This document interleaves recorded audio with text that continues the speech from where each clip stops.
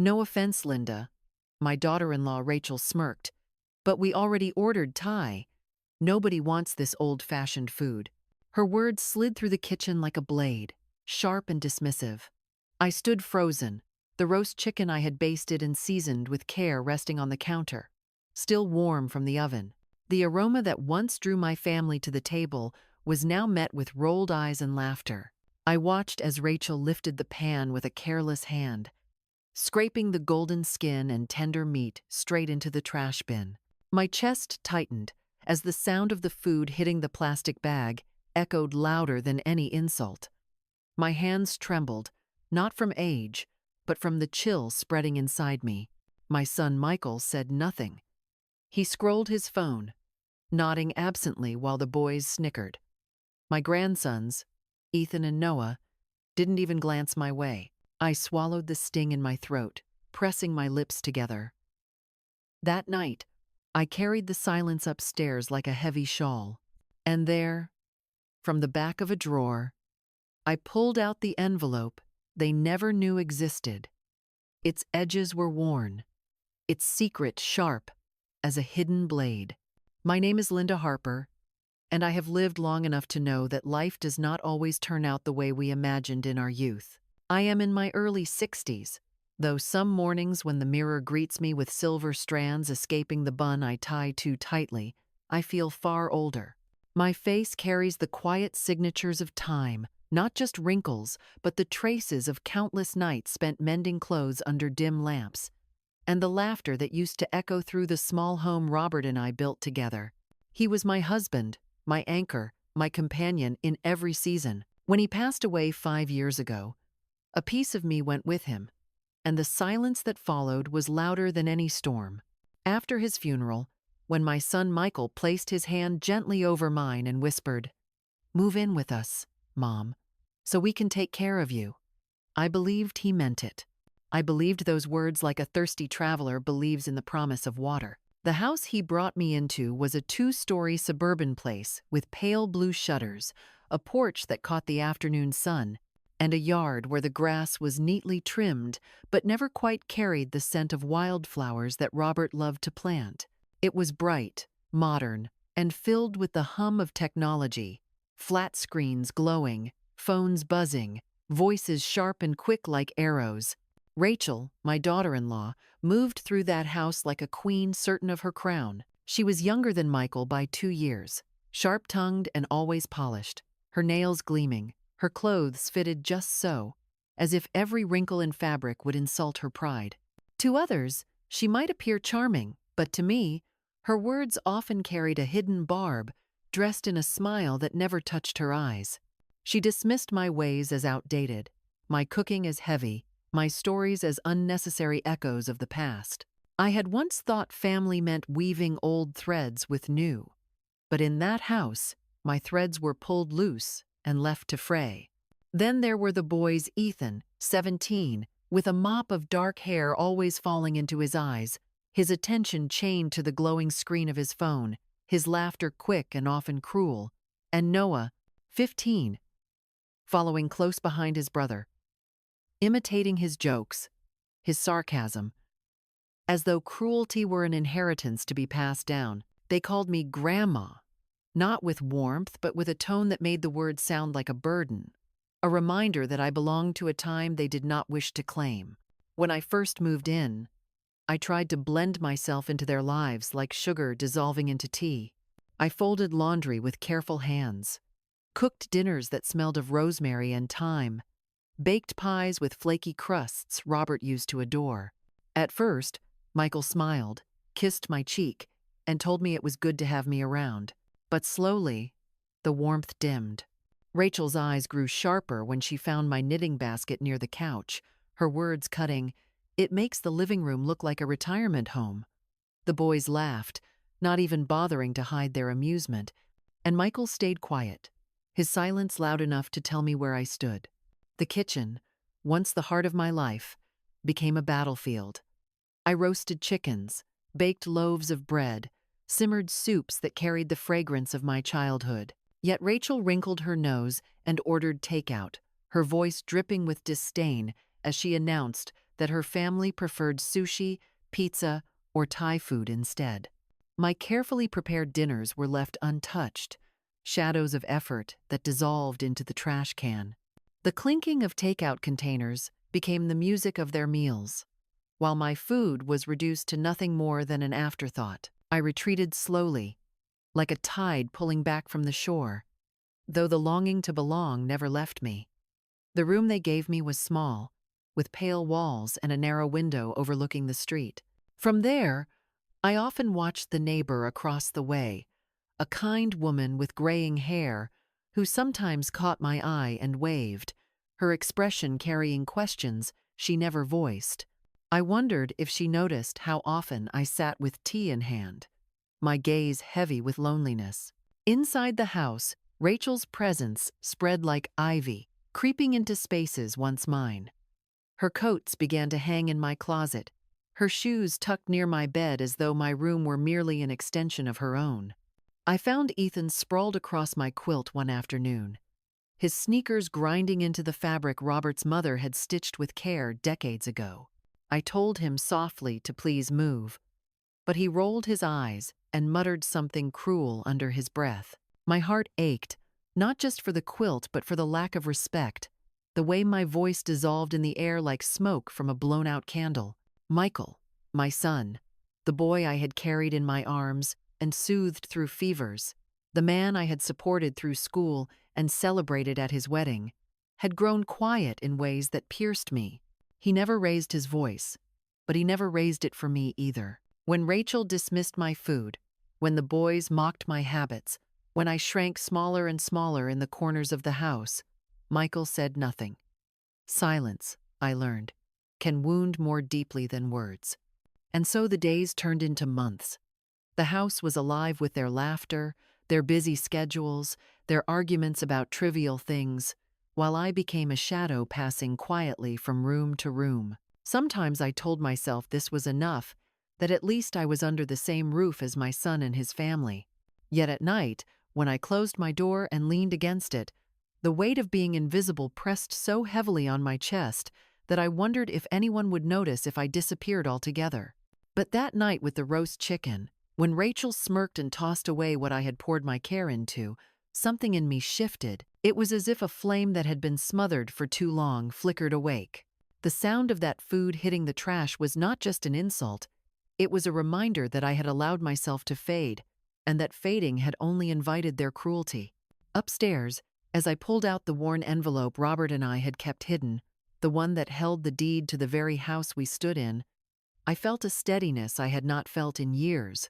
They thought I had nothing left, but they did not know the truth. I kept cooking, not because anyone asked me to, but because that was the language I had always spoken best. When words failed, I turned to food. It was the way I had shown my love for decades. First to Robert, then to Michael, and later to the boys when they were young enough to still delight in a warm cookie. So even in this house, where my presence felt more like an inconvenience than a comfort, I cooked. Each morning I rose early, the quiet before their alarms, my only moment of peace, and I set about chopping, stirring, seasoning, as if the rhythm of cooking could anchor me against the tide of indifference. But Rachel never failed to remind me that my efforts were unwelcome. She wrinkled her nose at casseroles and soups, declaring them too heavy, too old-fashioned. She spoke the words as though they were nothing more than casual observations, but I felt the sharp edge of them every time. Her tone was not simply preference, it was dismissal. Michael often sat across from her, silent, his eyes lowered to his plate or his phone, never once stepping in to defend me. His silence grew into a wall between us, taller each day, so high I could not even glimpse the boy who once clung to my skirts, begging me not to leave him on his first day of school. The boys, Ethan and Noah, carried Rachel's disdain in their laughter. When I left a basket of knitting by the sofa, hoping to pass the time while they watched television, they teased me. Ethan said the living room looked like a retirement home, and Noah echoed him, his voice high and mocking. I laughed weakly, pretending not to feel the sting, but later that night, I tucked the needles and yarn deep into the closet of my small room. I thought perhaps hiding the parts of myself would make things easier for everyone. Still, I clung to the kitchen. It was the one space where I felt some control, even as control slipped through my fingers in every other corner of the house. I roasted chickens, I kneaded bread, I prepared salads with fresh greens from the farmer's market. Yet more and more often, my efforts were overshadowed by the bright bags of takeout food Rachel carried in, her voice ringing with triumph as she announced she had ordered Thai or sushi. The boys cheered at the sight of cardboard boxes filled with greasy noodles or pizza, and my carefully plated dinners cooled untouched on the counter. Eventually, Rachel stopped even pretending to care.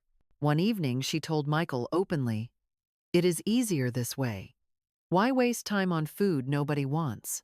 He nodded without meeting my eyes, and I swallowed the ache that rose in my chest. The pivotal moment came one Friday evening. I had spent the day preparing a stew the way Robert loved it, with tender beef simmered slowly until it fell apart, vegetables soft but not mushy, herbs filling the air with fragrance. I set the table with care, even placing the old salt and pepper shakers shaped like little birds that had once sat on our family table. As the sun dipped low, I waited, listening for the sound of footsteps. But when the door opened, they carried paper bags, the smell of fried chicken and French fries rushing in ahead of them. My stew sat bubbling gently on the stove, ignored. Ethan groaned as he saw the pot. "Grandma, no offense, but why do you always make this kind of food? Nobody eats it." His voice was dismissive, but it cut me as though he had thrown the pot itself at me. Rachel smirked, lifting her bag higher. "Do not worry, boys. I ordered enough for everyone." Michael sat at the table, unwrapping his food, and I waited for him to glance up, to say something, anything. But his silence was louder than words. He bit into his sandwich while my stew cooled behind me, the steam fading like the last breath of something once alive. That night, I lay in bed staring at the ceiling. The sound of their laughter drifted up the stairs, muffled by the walls yet piercing all the same. I thought of Robert, how he used to praise even my simplest meals, how his smile could light a room.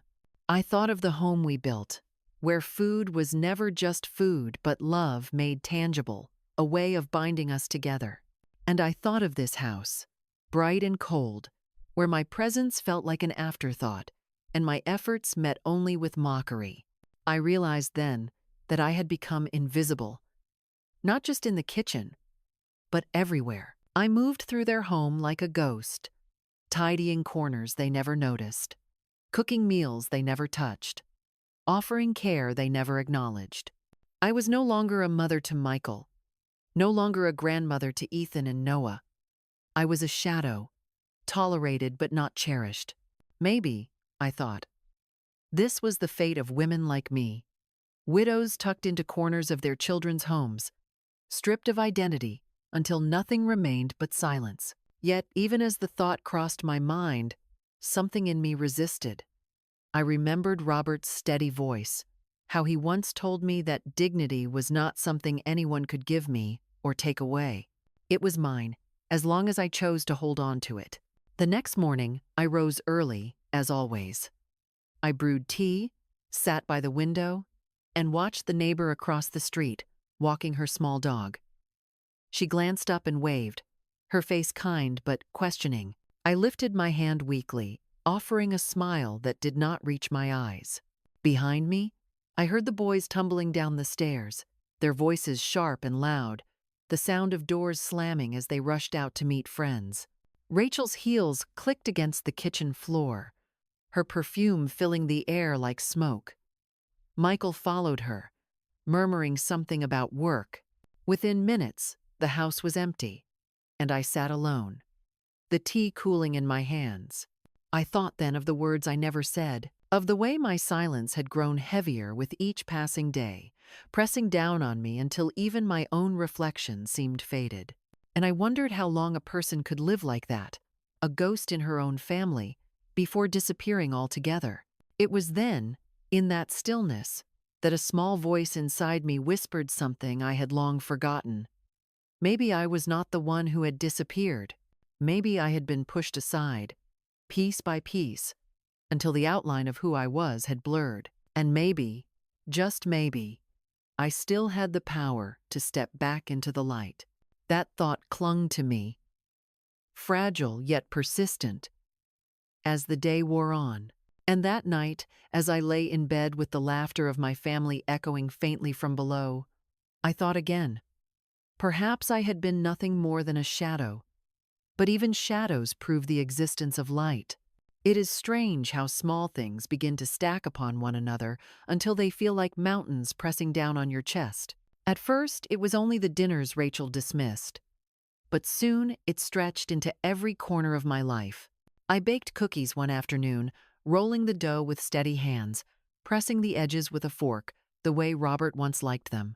The smell filled the kitchen with sweetness, warm and inviting, a memory baked into every crumb. When the boys walked in, I offered them with a hopeful smile.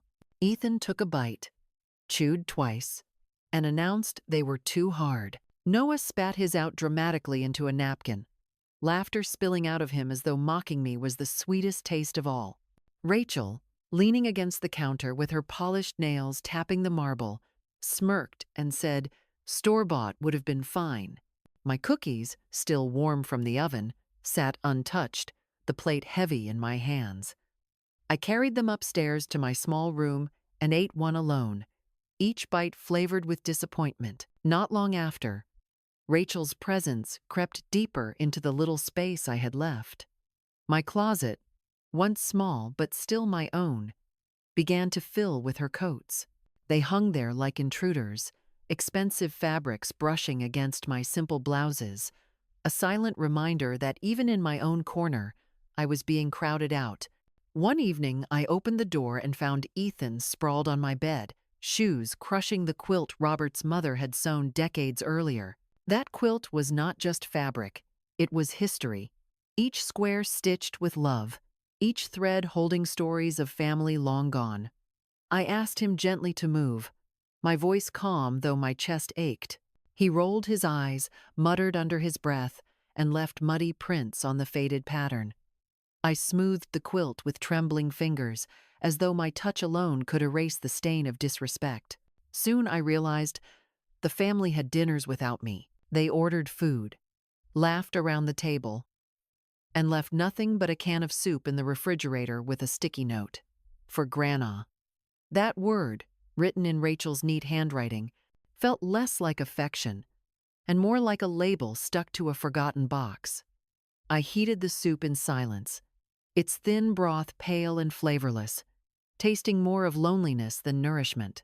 Across the street, the neighbor often saw me sitting by the window with a cup of tea, the steam rising like a fragile hope. Sometimes she waved, her kindness like a thread tying me to the world beyond these walls.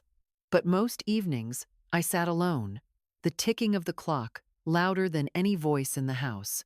The isolation settled over me like dust, gathering in corners until it was impossible to ignore.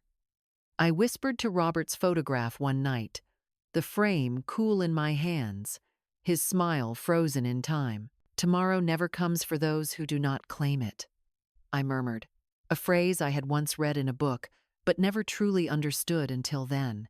It was as if Robert's eyes in the photo urged me to remember who I was, to see that silence had become my prison. My voice, once soft by choice, had been stolen and turned into something brittle.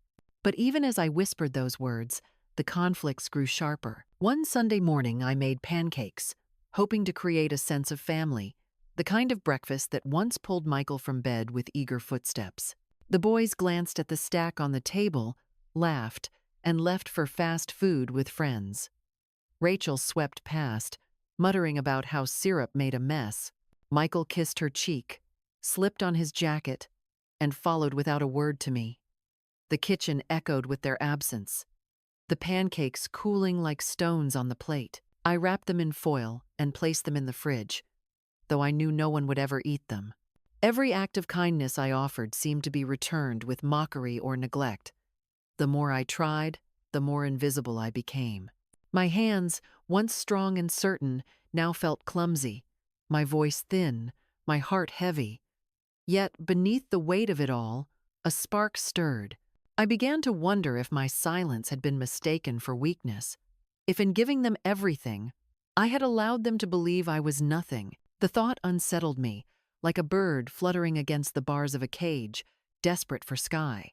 That night, lying in bed with the quilt pulled to my chin, I heard Rachel laugh downstairs, her voice carrying easily through the thin walls. The boys joined in, their mocking tones weaving together, and Michael's silence wrapped around them like an accomplice.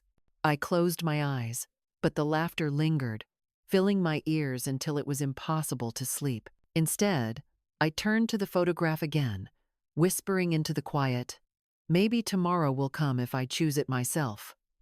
The words tasted unfamiliar, yet they held a strength I thought I had lost. The days that followed did not soften. Instead, they hardened like bread left too long on the counter. Every effort I made to bridge the distance between myself and my family seemed to crumble beneath their indifference. I tried to bake again, this time a simple apple pie. The crust golden and flaky, the scent of cinnamon curling through the house like an embrace. When I placed it on the counter, Rachel glanced at it briefly before sliding her handbag onto the same spot, nearly crushing the delicate pastry. "You should have saved your energy," she said lightly. Her voice dipped in false sweetness. "The boys like the store-bought ones better." She did not notice the way my hands lingered on the pie dish, as if my touch alone could protect what was left of my dignity. Even the smallest comforts were stolen piece by piece. My knitting basket, once tucked discreetly near my chair, was moved into the garage without my consent. Rachel told me it cluttered the space, though her magazines and decorative pillows covered the living room like a display in a shop window. When I asked quietly where my things had gone, she shrugged, as though my belongings were nothing more than dust.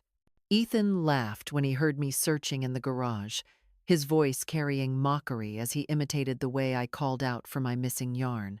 Noah joined in, their laughter bouncing off the walls until it felt like the house itself had turned against me. One evening, I returned from a short walk, the kind I took to remind myself that the world outside still existed, and I found them gathered at the table without me. Empty takeout containers littered the surface, their dinner finished, their stomachs full, their voices light with satisfaction. In the refrigerator sat a single can of soup, cold and lonely on the shelf. A sticky note clung to it with 2 words in Rachel's neat handwriting. "For Grandma." That word, once sacred to me, now felt like a cage, stripping me of my name, my history, my humanity. I opened the can, poured it into a pot, and listened to the thin liquid hiss weakly as it warmed. I ate in silence, each spoonful tasting of resignation. It was during those nights of isolation that I began to confide in Robert's photograph more often. I kept it by my bedside, the silver frame cool under my fingertips. "They treat me as if I am invisible," I whispered, my voice trembling. "But perhaps the fault is mine, for allowing silence to become my shield." The photo stared back, his eyes forever gentle, his smile forever steady, reminding me of the strength I once carried but had buried beneath years of sacrifice. I remembered how he used to tell me that storms could bend the tallest trees, but the roots remained if they had been planted deep enough. Maybe, just maybe, my roots were still there, waiting to steady me once more. The breaking point came late one evening. I had prepared a simple dinner, roasted vegetables with herbs, and a chicken seasoned just right. Nothing extravagant, only food made with care.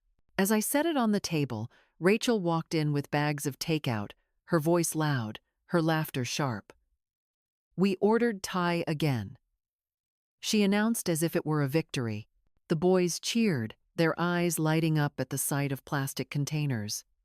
Without hesitation, Rachel lifted my chicken and carried it to the trash.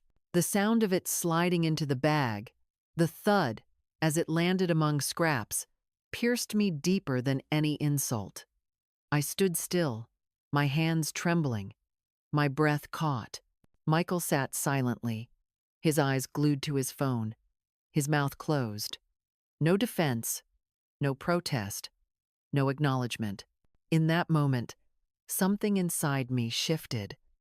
My silence, once a blanket I wrapped around myself to keep the peace, now felt like chains binding me to a life of erasure. I realized that by swallowing every word, by shrinking smaller and smaller, I had taught them that my existence could be dismissed. Their laughter was no longer just mockery of my cooking, it was mockery of me. That night, long after the house had quieted, I pulled out the photograph again, clutching it as though Robert could step through the frame and guide me. Tomorrow never comes for those who do not claim it, I whispered, repeating the words I had once read and now felt in my bones. My reflection in the window stared back at me, weary but still standing, and I realized that perhaps tomorrow was waiting for me to decide it was mine. I sat at my small desk, pulled open the drawer where the envelope rested, and ran my fingers over its edges. It held more than paper. It held the weight of my past, the promise of my future, and the truth they had forgotten. The house they laughed in, the rooms where they dismissed me, the kitchen where my meals were discarded. It was still mine. Robert and I had planned it that way, securing my name on the deed, ensuring that even after he was gone, I would not be left without a place to stand. They did not know this, because I had kept it quiet, believing love and family meant more than possession. But love without respect is nothing but illusion, and family without regard is nothing but strangers under the same roof. As I traced the worn edges of the envelope, I felt a steadiness return, a strength I thought I had lost. For years I had given everything, my time, my labor, my heart, and in return, I had been reduced to silence. But tomorrow, I promised myself, would be different. Tomorrow, I would no longer whisper my worth to photographs and empty rooms. Tomorrow, I would speak it aloud. The night I finally reached for the envelope, I felt a quiet determination humming through my veins. The house was silent, the kind of silence that settles after laughter has faded and doors have closed. I sat at my desk, the lamp casting a circle of light on the papers before me, and for the first time in years, my hands did not tremble. I slid my finger under the flap and pulled out the deed that Robert and I had tucked away so carefully. Its edges were worn, its paper yellowed with time, yet the truth written upon it had not faded. My name stood there, firm and unshaken, the ink as clear as the day we signed it together. The house was mine. All along, while they laughed at me and dismissed me, I had been the one holding the ground beneath their feet. The following morning, I dressed with purpose. I wore a simple navy dress, Robert always said, brought out the strength in my eyes, and I tied my silver hair neatly at the back of my head. Each step to the lawyer's office felt like reclaiming a piece of myself. The world outside was alive, children riding bicycles, shopkeepers arranging displays, the scent of coffee drifting from a cafe. Life bustled on, reminding me that beyond the walls of my son's house, I was still part of a world that had not forgotten me. When I entered Mr. Anderson's office, the smell of polished wood and the quiet hum of an old clock greeted me. He had been Robert's lawyer, a man whose hair had gone completely white but whose eyes still carried the sharpness of careful thought. He stood when I walked in, his face breaking into a kind smile. "Linda," he said, "it has been a long time." I nodded, my voice steady though my heart beat faster. "I need to confirm something," I told him, sliding the deed across his desk. His fingers unfolded it with care, his eyes scanning the familiar words. After a long moment, he looked up. "It is just as you remember," he said gently. "Your name is the only one on this deed. This house is yours, Linda. It always has been." A warmth spread through me, not of comfort, but of strength. I had not been erased after all. I had simply allowed myself to believe the lie of invisibility. I leaned forward, my voice clear. "I would like to draft a 30-day eviction notice," I said. His eyebrows lifted slightly, but he did not question me. Instead, he nodded with quiet respect, pulled a sheet of paper from his drawer, and began to write.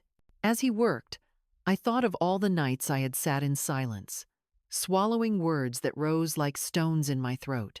I thought of the dinners tossed into the trash, the laughter at my expense, the loneliness that wrapped around me like a shroud. And I thought of Robert, how he once said that silence is a kind of death if it is forced upon you. For the first time since he left this world, I felt him beside me, his steady presence guiding my hand as I signed my name at the bottom of the notice. My signature did not shake. It was bold, unwavering, a declaration that I was still here. When I walked out of the office, the sun shone brighter, the air felt lighter. Even the pavement beneath my feet seemed firmer, as though the earth itself recognized that I had reclaimed my place. I carried the envelope with the eviction papers close to my chest, not with fear but with certainty. For years, I had been a shadow. Now I was ready to step fully into the light. That evening, when I returned home, the house looked the same as it always had, 2 stories tall with its pale blue shutters, the yard trimmed neatly, the sound of laughter spilling faintly from inside. Yet to me, it no longer loomed like a prison. It was my house, my ground, my right. As I walked through the front door, Rachel barely glanced at me, her phone pressed to her ear, her voice sharp as she ordered dinner. The boys sat in the living room, eyes glued to their screens, and Michael was in the kitchen pouring a drink. None of them noticed the envelope I held. None of them realized that the balance of power had already shifted. I went upstairs quietly, the papers tucked safely away for the moment, but my heart beat with the rhythm of resolve. Tomorrow, I told myself, I would place the envelope on the table. Tomorrow, the silence would finally break. That night, as I sat alone in my room, I spoke softly to Robert's photograph once more. "I am not invisible anymore," I whispered, my voice carrying a strength it had not held in years. "Tomorrow, they will know the truth." His smile, frozen in time, seemed to shine brighter in the lamplight, as though he approved of the choice I had made. I laid the eviction notice beside me, the paper crisp and final, and for the first time since moving into this house, I slept deeply, without dreams of regret. Morning arrived with the golden light of dawn, streaming through my narrow window. I rose, dressed simply, and carried the envelope downstairs. The family was gathered in the living room, Rachel scrolling on her phone, Michael sipping coffee. The boys slouched lazily on the couch. I walked to the coffee table and placed the envelope gently but firmly in the center. They looked up, curiosity flickering across their faces. "What's that?" Rachel asked, her voice tinged with impatience. I met her gaze steadily. "It is something you should all read together," I said. My tone was calm, not sharp, but it carried the weight of authority. Michael leaned forward, opened the envelope, and as his eyes scanned the paper, the color drained from his face. Rachel snatched it from him, her eyes narrowing as she read. Her voice rose, sharp and incredulous. "An eviction notice? You cannot be serious." I stood tall, my hands folded calmly before me. "This is my house," I said, my voice even, strong. "I have allowed you to live here because I believed in family, because I trusted my son and his family to treat me with respect. But respect has not been given. Instead, I have been mocked, dismissed, and ignored. Last night, when you laughed as my food was tossed into the trash, I realized enough was enough." Silence filled the room, heavy and absolute. The boys glanced at one another, confusion flickering in their eyes. Michael opened his mouth as if to speak, but no words came. Rachel's face twisted with anger, her voice rising in protest, but I lifted my hand gently, cutting her off. "You have 30 days, I said firmly. "This is not a discussion, it is a decision. The papers are legal and binding. You will find another place to live." I turned then, walking calmly toward the stairs. My heart pounded, but not with fear, with release. For the first time in years, I had spoken not as a shadow, not as an invisible presence, but as the woman I truly was. Behind me, the house was filled not with laughter, but with silence, the kind of silence that follows truth spoken aloud. And in that silence, I felt free.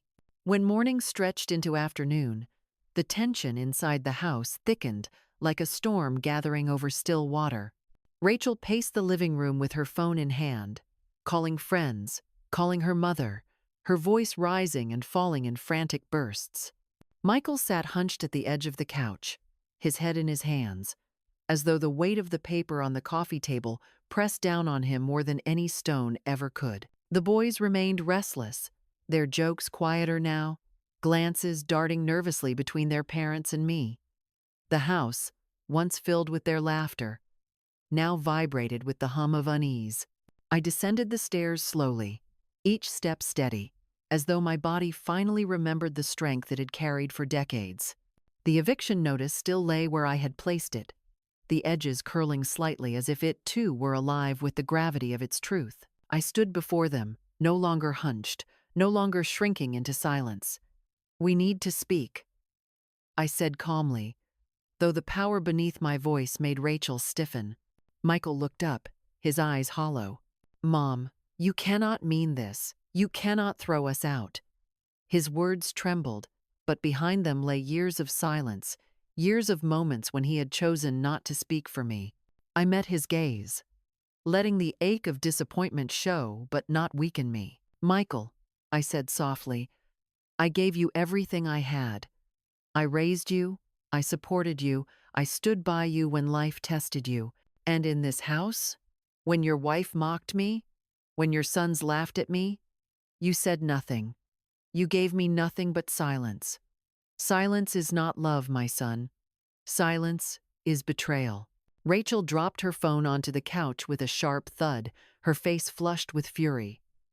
"This is ridiculous," she spat.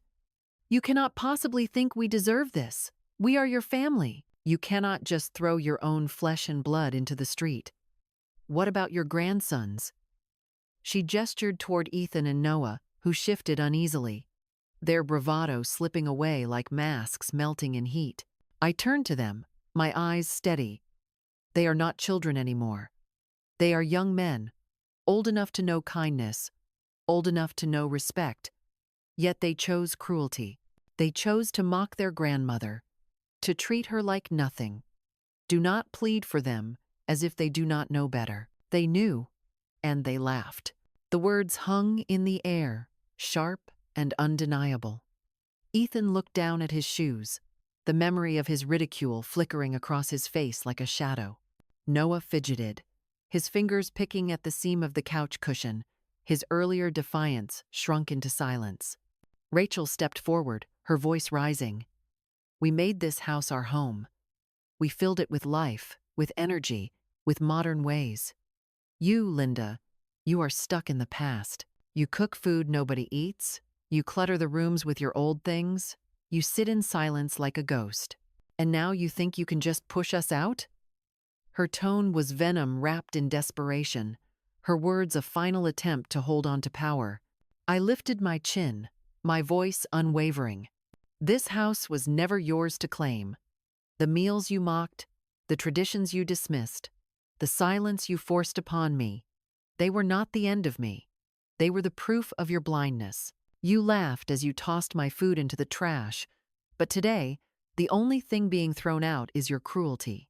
Michael rose then, his hands shaking, his eyes wet. "Please," he whispered, "give us more time. 30 days is not enough. We have nowhere to go." The plea pierced me, for he was still my son, the boy I once held against my chest, the man I had never stopped loving. But love without respect is chains, not bonds. I drew a breath, steady and resolute. "I gave you everything, Michael. I gave you years of my life. I gave you a place to raise your family. I gave you trust. You repaid me with silence, with neglect, with laughter at my expense. I will not give you more than 30 days. Because I have already given you far more than you ever gave me." The room fell silent. Rachel's lips trembled with anger, but no words came. The boys stared at the floor, shame heavy on their shoulders. Michael sank back onto the couch, his face buried in his hands once more. I turned away, climbing the stairs with the strength of every woman who has ever had to reclaim her voice. Behind me, the house was hushed, as if the walls themselves recognized the shift in power. For the first time since Robert's passing, I felt alive. My words had not only been spoken, they had been heard. The silence that once suffocated me now wrapped itself around them, forcing them to taste the emptiness they had fed me for years. I closed my bedroom door gently, not with retreat, but with victory. The next few days unfolded like the slow unraveling of a tightly woven cloth, each thread of denial pulled loose until only the bare truth remained. The house that had once brimmed with careless laughter now echoed with arguments and slammed doors. Rachel's voice rose often, sharp and shrill, as she called relatives and friends, retelling the story in her own way, painting herself as the victim of an unreasonable old woman. Yet no matter how loudly she spoke, the eviction notice sat on the table like a stone, immovable and undeniable. Michael withdrew into himself, moving through the house with heavy steps, his shoulders bent beneath the weight of his guilt. At night, I sometimes heard him pacing in the hallway outside my room, his breathing unsteady, as though he wanted to knock on my door but could not summon the courage. The boys grew quieter, their jokes fewer, their phones less of a shield. Once, I passed Noah in the hallway, and he mumbled a shy sorry before darting away, his face red with shame. It was a fragile word, yet it fluttered in my heart like a small bird, desperate to be free. Ethan, older and more stubborn, said nothing, though I noticed how often his eyes avoided mine, guilt tugging at the edges of his silence. One evening, Rachel confronted me in the kitchen. She stood with her arms crossed, her eyes blazing with fury. "You think you've won," she hissed, "but you've destroyed your own family. When we walk out that door, do not expect us to come back. Do not expect your grandsons to forgive you." Her words struck with the force of a whip, meant to wound, meant to frighten. I set my teacup gently on the counter and met her glare with calm. "I never wanted to destroy anything," I replied. "All I ever wanted was respect, a place where love was returned, not mocked. If it took losing you to reclaim myself, then that is a price I will pay." My voice did not rise, but the steadiness within it silenced her more effectively than any shout. She spun on her heel and stormed out, her footsteps pounding like thunder fading down the hall. Michael came to me the following day, his face drawn, his eyes heavy. He sat across from me at the kitchen table, where so many meals of mine had once sat untouched. His voice was low, roughened with shame. "Mom," he said, "I failed you. I let her push you aside. I let the boys mock you. I stayed quiet when I should have stood by you. I do not know how to undo it." For a moment I studied him, seeing not just the man he had become, but the boy he had once been, the boy who used to slip dandelions into my apron pocket, who used to cling to my hand when storms rattled the windows. My heart ached with love, with sorrow, with the endless ache of motherhood. "You cannot undo what has been done," I said softly, "but you can choose differently in the days ahead. That choice is yours, not mine." His eyes brimmed with tears, and for once, he did not look away. He reached across the table and grasped my hand, holding it tightly, as if he had finally remembered the anchor I had always been. It did not erase the pain of the past, but it was a start, a flicker of the bond we had nearly lost. The final confrontation came on the 30th day. Boxes lined the hallway, suitcases stacked by the door. The boys carried their belongings with downcast eyes, their usual chatter absent. Rachel moved briskly, her lips pressed thin, her silence more poisonous than words. Michael lingered, his steps slow, his gaze heavy on me. When the last bag was carried out, Rachel paused at the threshold. She turned to me, her eyes cold. "Enjoy your victory," she said, her tone sharp as glass. Then she swept out, her heels clicking on the porch. The boys followed, one glancing back, the other not. Michael was the last to leave. He stood before me, his face pale with regret. "I am sorry, Mom," he whispered. "I will try to do better." I nodded, my voice quiet but firm. "I hope you do. Not for me, but for yourself and for your sons." He held my gaze a moment longer, then turned and walked out, closing the door gently behind him. The sound of it echoed through the house, final and unyielding. For the first time in years, the silence that followed belonged to me. It was not the silence of dismissal, not the silence of invisibility, but the silence of peace. I stood in the middle of the living room, the light slanting through the windows, dust motes dancing in the golden air. The house was mine again, not just in name, but in spirit. I walked to the kitchen, set a kettle on the stove, and brewed a cup of tea. The steam curled upward, soft and fragrant, a quiet celebration of survival. On the table, I placed a single candle and lit it, the flame flickering beside Robert's photograph. His smile seemed to glow in the warm light, and I whispered, "This house is ours again." The world outside carried on, cars passing, neighbors chatting, children playing in yards.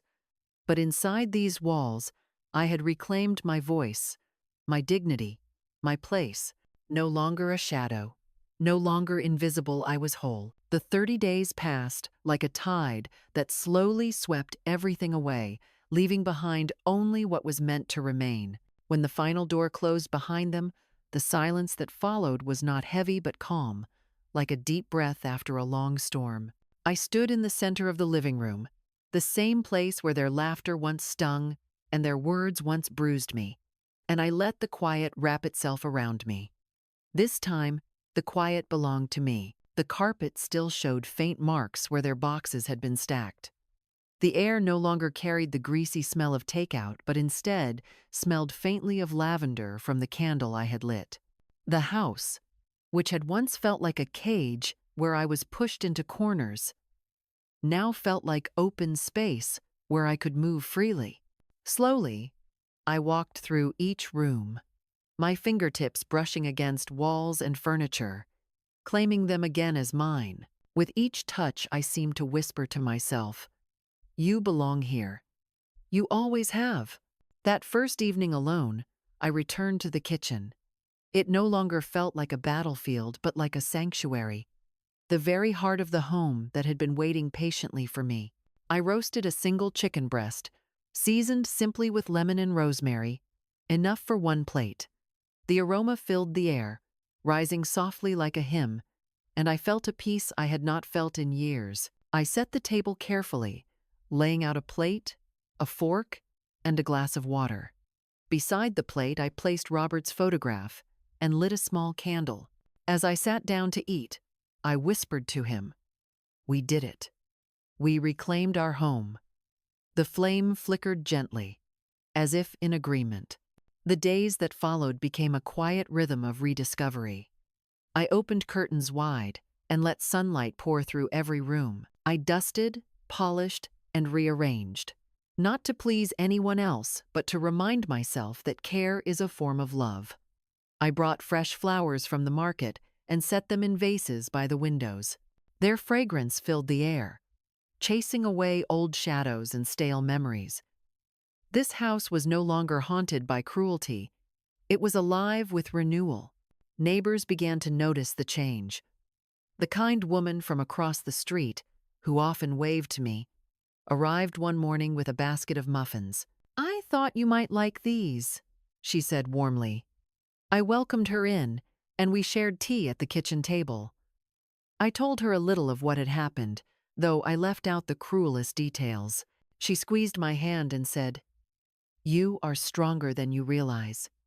Her words felt like sunlight reaching a corner of my heart that had been dark too long. Michael called once, his voice hesitant, almost fragile. "Mom," he said, I just wanted to ask if you are doing all right. I told him I was doing better than I had in years. There was a long pause on the line before he whispered, I am sorry again. His words carried weight, but I knew apologies alone could not rebuild what had been broken. Still, they were a step toward healing, and I chose to let them rest in the space between us without bitterness. I told him that I hoped he would teach his sons the value of respect, that it should not be something learned only when it is too late. He promised he would try. I did not hear directly from the boys, though once I saw Ethan from my window. He was with friends, laughing, but when his eyes briefly met mine, he looked away quickly, shame flashing across his face. Noah, I heard through neighbors, had begun volunteering at a local shelter as part of a school project. Perhaps, I thought, serving others would teach him the kindness he had withheld from me. These small glimpses were not enough to mend the past, but they offered me a quiet hope that lessons might have been learned. Rachel's name was not spoken in my house anymore. Without her sharp words, without her dismissive glances, the air felt lighter, as though the walls themselves could breathe again. I did not hate her, because hatred is just another chain, heavy and suffocating. I simply let her go.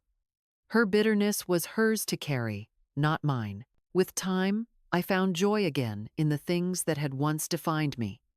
I took up my knitting, crafting blankets for the church charity. I baked loaves of bread, sharing them with neighbors who stopped by. I tended the small garden Robert used to love, pressing my hands into the soil and marveling as green shoots pushed through. Each sprout, each blossom, reminded me that growth comes even after the hardest winters, that life always finds a way forward when given care. Evenings became the sweetest part of my days. I brewed tea, sat by the window, and watched as the sky melted into shades of gold and crimson. Children played on the sidewalks, neighbors laughed from their porches, and somewhere in the distance, dogs barked. Inside my home, the quiet was steady, no longer the silence of neglect, but the peace of freedom. On the 30th evening, after they left, I prepared a special meal, a pot roast, tender and rich, surrounded by carrots and potatoes, the way Robert had always loved. I set the table for one, though I placed his photograph across from me, a candle burning between us. As I took my first bite, tears welled in my eyes, not of sorrow, but of gratitude. Gratitude that I had endured, that I had found my strength again, that I had reclaimed not just this house but myself. I leaned back in my chair, listening to the hum of the quiet night. This house is mine again, I whispered, not only in name, but in spirit. The candle flickered softly, and I felt a warmth inside me that told me the journey had been worth every ache, every tear, every silence I had borne. For this silence was no longer a prison, it was peace. When I look back on everything that happened, I understand something I could not see before. A mother who stays silent too long is mistaken for weak. A grandmother who gives without ever asking for respect becomes invisible. That was my mistake for many years. I thought love alone would be enough, that sacrifice would speak louder than words. But silence, when forced upon us, is not peace, it is erasure. The day I placed the eviction notice on that table was not only about reclaiming my home, it was about reclaiming my worth. I did not want revenge, and I did not do it out of anger. I did it because respect is not given freely. It must be claimed. The moment I spoke, the moment I drew the line, I discovered that strength had been inside me all along. It had only been waiting for me to trust it. To anyone listening to my story, I want you to remember this. Do not wait until your voice has been buried under years of neglect. Speak for yourself, even when it shakes. Protect your dignity, even when it costs you. And never mistake silence for love. True love listens, honors, and respects.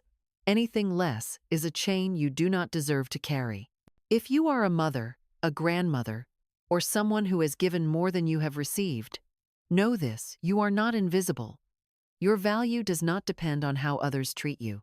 It rests in the life you have lived, the love you have given, and the courage you hold to stand tall again. This story is not just mine. It belongs to all of us who have ever been pushed aside and told we were no longer needed. May it remind you that your strength is real, your voice matters, and your worth can never be thrown away like a meal left untouched. If this story touched you, if you believe that mothers deserve respect and dignity, I invite you to support this channel. Please like, subscribe, and share these stories so that more voices like mine can be heard. Together, we can remind the world that silence is not weakness. It is only the pause before a mother finally speaks.